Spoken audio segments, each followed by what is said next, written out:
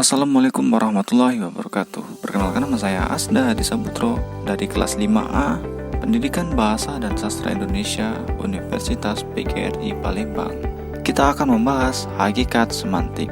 Hakikat semantik sendiri adalah bahasa tumbuh dan berkembang karena kebutuhan manusia untuk berinteraksi. Agar interaksi berjalan lancar dan tidak terjadi hambatan atau kesalahpahaman, diperlukan konvensi dalam memahami makna bahasa. Meski pada awal pertumbuhannya bahasa bersifat manasuka atau arbitrer, dalam penggunaannya diperlukan konvensi bersama antar pengguna bahasa. Itulah sebabnya bahasa bersifat manasuka, dinamis, dan konvensional. Dikatakan manasuka karena antar lambang dan acuan tidak memiliki hubungan logis. Sifat dinamis berkaitan erat dengan manusia sebagai penemu dan pengguna bahasa, yakni selalu melakukan inovasi dalam kehidupannya yang berimplikasi terhadap bahasa yang digunakannya. Selanjutnya kita akan membahas hakikat semantik dan sejarahnya. Hakikat semantik. Secara umum, semantik mengandung pengertian tentang makna bahasa. Jika makna adalah bagian dari bahasa, semantik merupakan bagian dari linguistik atau ilmu bahasa. Kata semantik berasal dari bahasa Yunani, yaitu sema, kata benda yang berarti menandai atau lambang. Kata kerjanya adalah semaino yang berarti menandai atau melambangkan. Kemudian semantik disepakati sebagai istilah yang digunakan dalam bidang linguistik untuk mempelajari hubungan antara tanda-tanda linguistik intralingual dan sesuatu yang ditandainya ekstralingual.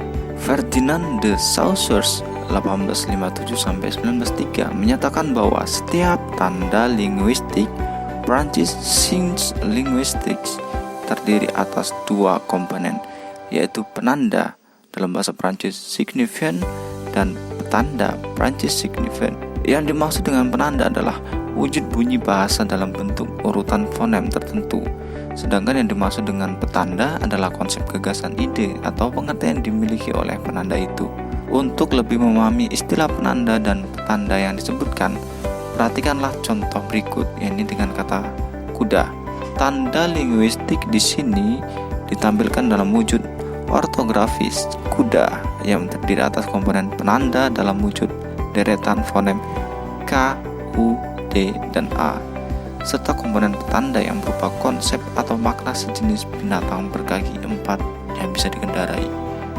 Tanda linguistik ini yang terdiri atas penanda dalam wujud deretan fonem K, U, D, dan A, serta petanda yang berupa konsep jenis binatang berkaki empat yang bisa dikendarai, mengacu pada sebuah referen, yakni seekor kuda.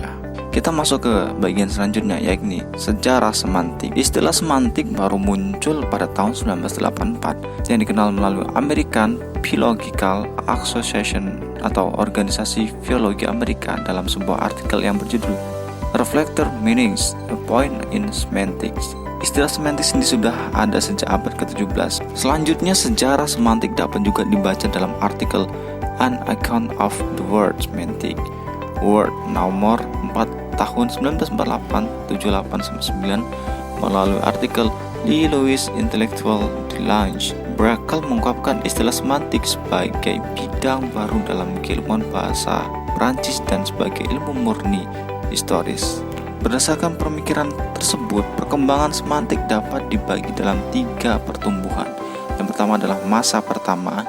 Masa ini meliputi setengah abad. Masa ini disebut Ullmann sebagai underground period. Masa ini dimulai dengan pernyataan Plato, yakni bunyi-bunyi bahasa secara implisit mengandung makna tertentu. Selanjutnya masa yang kedua. Pada masa perkembangan kedua ini, semantik dikenal sebagai ilmu murni historis, yakni adanya pandangan historis semantik. Ini ditandai dengan munculnya karya klasik Brill 1883. Brill mengaitkan semantik dengan unsur di luar bahasa. Brill juga membahas soal perubahan makna yang berhubungan dengan logika dan makna yang berhubungan dengan psikologi. Selanjutnya masa yang terakhir, yakni masa ketiga. Studi makna ditandai dengan munculnya karya filolog Swedia Gustav Stern 1937 yang berjudul Meaning and Change of Meaning with Special Reference to the English Language Stern. Filolog ini melakukan kajian makna secara empiris.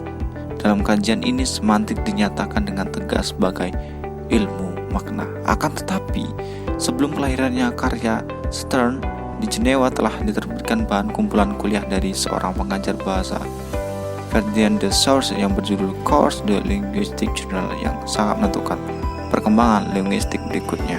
Baiklah, itu saja materi yang bisa saya sampaikan.